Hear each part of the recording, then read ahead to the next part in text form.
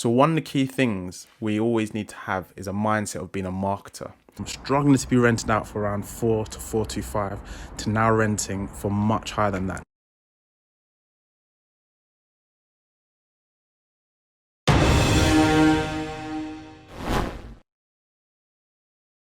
So new day, new week. Hopefully everyone's doing well and you're doing well. So this week I'll be doing quite a bit of activities, a lot in the office, but also going to visit a number of locations, one of which is to improve or take new pictures of one of our rooms that has been void for a number of weeks, looks tired, looks dated, and just needs to have new pictures. I think the last time the pictures were taken was like 2017, if not earlier. So you could just imagine it doesn't look great, and as a result we're not getting the eyeballs we need, and if you don't get eyeballs you don't get the inquiries. So follow along and hopefully you can learn a bit from that. As we go down to that property where we've got that empty room that we're going to be finishing off and just taking new pictures, it gets me thinking to one key topic, which is all about filling your properties, filling your rooms, and obviously then maximising the rent that you get. Now, if you go and check out one of the recent videos I created, took a room which was very dated, had a very unique purple colour, and then transformed it, and that room's taken after 9 days on the market. So now that's the results that you can get when you spend a little bit of money just to improve a room or a property. It can get filled in a matter of days. But in this particular example, I'm going to demonstrate how you can just literally take what you've got, no changes in terms of decor, no change in terms of paint, but literally just take new pictures, dress up the room really nicely, and then get eyeballs to that room. And this is really prevalent because in the market that we're seeing locally is that there's a huge amount of demand for rooms. Demand for rooms is outstripping supply. But we know with the product that we've got, if we just take some new pictures, it costs just a fraction in terms of time and expense to take those new pictures than renovating the room, and we'll be able to get that room filled very quickly. And that's the same approach you can take with a house. You know, we're investors, we're landlords, and it's about getting a good return on your investment. If you're in a market where there's an oversupply of rooms or properties, it's a good thing to then analyze, okay, does that room or property need to be upgraded? Is there something that we can do to make it stick out from the crowd? But if you're in a market where you can see a huge amount of demand, limited supply, but your house or room isn't renting and there's voids, rather than spend X amount of money, hundreds, thousands of pounds renovating, look to actually just put a bit of time and effort in dressing the property a bit differently. You might have to spend 30, 40, maybe £100 on furnishings to dress it up. And what we're talking about is pillows, cushions, blah, blah, blah. And then use that to then take new pictures and then put that in the market and see then if you get a lot of demand for your room. And then if you don't, then obviously you can then say you've done one test, which is taking new pictures, but demand is still low. You know there's still a high amount of demand versus supply. You can then say, well, based upon those results, maybe it is then useful to then upgrade the room.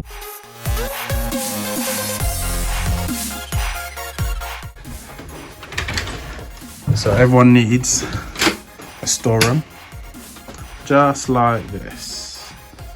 So we've got several around, as well as a garage. Here's one of the loads of bags for the new pictures, and we've got some more downstairs. Always handy to have something like this on hand. All right. So this is just to give you some context. Back garden, I'll probably click on some before pictures and what we've done. You can see we've done some really nice improvements here, put some gravel down, relaid some slabs here, put some boarding around it. Now, when we got this house, there was a lot of moss growing. Then we took it up and literally half of it was, as you see, and then the rest of it was just literally bare soil. Our handyman tried his best to relay these bricks, and then we bought some new bricks, but we're having some challenges here. So we've got the expert. I'll edit that one out. Yeah, we've got the expert here. who's then going to come out with hopefully a great solution that's also cost effective. So watch the space. Let's see what she comes out with, and I'll just execute.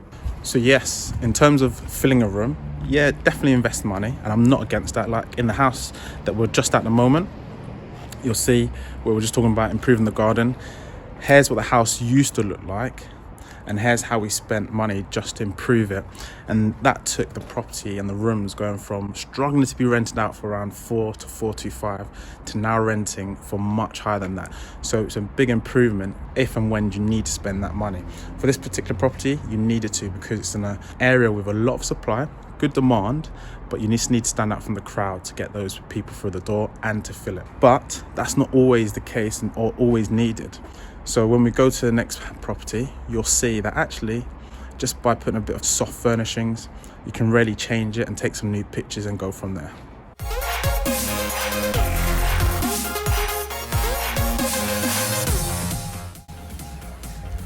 So you may be thinking, well, where do I get started? What furniture pack do I need? Keep it very simple. You need a good duvet pack. You need to get some nice furnishings from, like, don't go too wild on it. Keep it very affordable, such as going to B&M, IKEA, Dwayne, and etc. You can pick up a good kit for maybe £50 to £100 and you can reuse it again.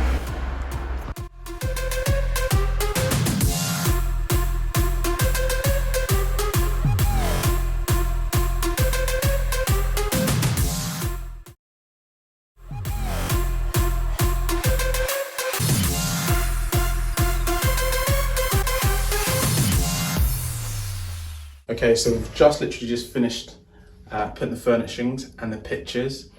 Now, let's be frank, it's not the greatest of rooms. It is got the magnolia, which I always preach against. And you can see some of the artwork's is not the usual that we go for. However, we know we're in a strong market because there's a lot of demand. We know the room is a very good sized room. So let's place those factors and minimize the amount of expense that we apply to the room. Let's do a test and see, is it just pictures that are stopping it from renting? And if it's just pictures, then that means it'll be gone. And with all we've spent is £0. Why? Because it's just a bit of time for me and one of the property managers, and just using a furniture pack that we just see as an investment because we reuse it throughout for all the other rooms. So if it doesn't work, then the next step will then just be to do a lick of paint. And in doing so, we know we'll fill it. It's in a great area, and it's got a huge amount of demand, as I've said. So literally this is the first test that costs £0. Now you can see up close what type of furnishings we're using. And I'll just give you a quick wrap up or summary. So you've got this elephant that comes from Dwayne, a few pounds. You've got a pack of 5 portraits / paintings. You'll see 1, 2, 3, 4, 5. So a pack of 5 artwork. And that's literally, I think from memory, maybe £3-4 from the range. This was in the room already, so we just reused that.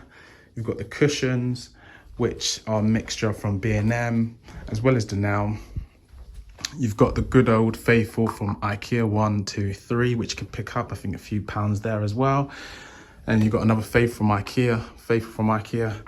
And this range is again just from B&M. So literally just mixing it with 3 or 4 different shops, good price. And then you've got this. This is where we've spent a bit more, which is getting a nice white quilt and cover. And I believe it was maybe £60-70 for everything. And a nice low cost throw, which you can pick up from B&M. But it just changes the whole dynamic of the room and it makes it softer. One thing you might have spotted is maroon coloured curtains. What's your thoughts? Make a comment below if you like it or if you would get rid. Personally, I would get rid. And if we did have some curtains in stock, we would have replaced it. But because time's against us, we haven't. So here we go. I think in total, the whole pack might have cost us maybe, with everything you see, maybe £100. Now we've got several of them. We've invested a lot of money in furnishing packs. But if you just spend over time and maybe invest in one good pack that you reuse, trust me, it's going to be worth it. There's going to be a lot of good that you're going to get from it. People are going to like it. You're going to move away from your standard middle of market landlords who literally just say, oh, here's an empty property. So even if you've got a buy to let property, I'd go as far as literally not just keeping it empty, but actually renting some furniture or buying a furniture that you can literally take out, put in storage, take it out again when you need it for the next property. People in today's world are bombarded with information, bombarded with a lack of time. So they don't have the time to visualize, oh, well, this could go here, this can go there. If you show them the potential, they can then build upon that. And that will help you with reducing the time that it takes to rent your property. So one of the key things we always need to have is a mindset of being a marketer. You can have the best room, the best service, the best whatever, but if there's no great effective marketing so people can see your property, can experience the property, then no one's going to book it. You're going to have voids. You're going to have a property or unit that's not cash flowing. So always try and build that mentality up. So what I want to do is build upon that by looking at a few listings, placements on Rightmove or Zoopla, see those where they look a bit more dated or dated pictures and say, how could we look at this unit and make it more appealing by just spending 50 to 100 pounds on furnishings. So let me show you on my screen. So let's just take one of the areas I work in, which is Durham. So we'll do DH1. And we would just take a studio / 1 bed and just click that. That should find enough units for us to pick through as an example. So yeah, we've got Pity Me, I know that location very well. So this one's a good one straight away to adopt. And let's see, yeah, another example. And then similarly, we've got this change here. So let's use these 3 examples to work off. So we've got a 1-bed flat near the city centre of Durham. Let's look at the pictures. So straight away, we can see it's your bog standard. This is on the first floor, bog standard. They've done a bit of work in terms of putting some wallpaper on with a kind of a brick effect. But you can see the rug in the corner. It's as if they've thought about furnishings, but thought, hey, let's just get it rented, and it doesn't really matter too much. You've got the kitchen here, the bathroom. So taking 50 to 100 pounds, what I'll do straight away is if there was a sofa here, put the sofa in, put the rug, put some pictures up where possible, just put some cushions in. That will jazz this up. The kitchen, similar to that, but show it's a more crisper picture. Remove this bucket because it just looks like someone's living there. It looks like they've just cleaned it. You have to always look at the psychology of who's viewing it. Do you prefer to see the mop and bucket in view, or do you want it to be looking pristine without that? Similar with the bathroom, this could just be jazzed up with a few plant pots, some artificial ones, maybe change the mirror to a larger one, and maybe put a few towels here as well, showing people, imagining what it would look like if they lived in there. Let's go with another one, and this one is similar, a 1-bedroom apartment just outside the city centre. And look, the rent is £350. Give you an example, we're doing rooms at close to £500 to £600 a month, so it's double that, and that's just a room, and this is a flat. They've got a really nice kitchen here. Look, it looks very plain. So again, taking that small budget, reuse those fake plants. Look, put a light bulb in, just turn the light on. You know what, I would even get a few plates, dining plates, some mats, some forks and knives, some small champagne glass just to look, or wine glasses just to look a bit more lived in and stand out. Look, the living room, there's nothing here, but you can see it's newly painted.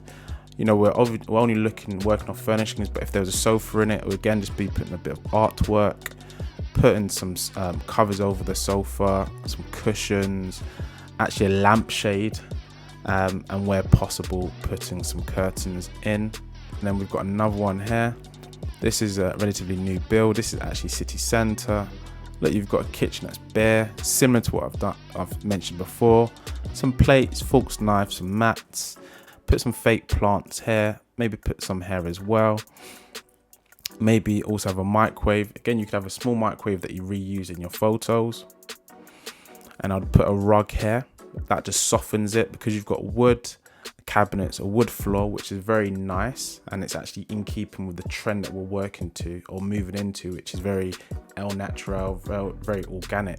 So that theme also includes plants and greenery, so we want to be introducing that just to reinforce that theme.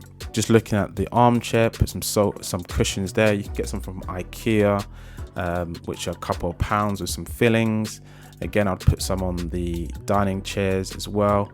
Put the mat as well as cutlery and dining plates on here too. Maybe even a fake plant to go there too. And another rug that you could reuse from the previous picture. And again, when we look at the shower room, it looks a bit empty. You can see the toilet roll holder lean to one side. They straighten that up.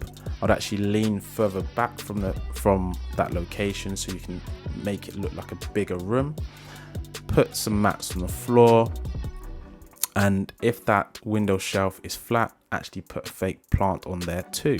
So just looking at these images very quickly, you can see if you spent 50, 100 pounds, you may even want to go to 150 pounds, get some few rugs, some cushions, some artwork, some plants, and literally just reuse that throughout the houses. People can imagine what they look like when they're going to move into that property, just making it stand out. So just a few quick tips there to work from if you're on your next buy to let, even if it's just renting a whole house to a family, or if you're renting a room out. Just focus on those slight adjustments and have a really good furnishing pack that you're going to reuse over and over and over again, and add to it over the time as well.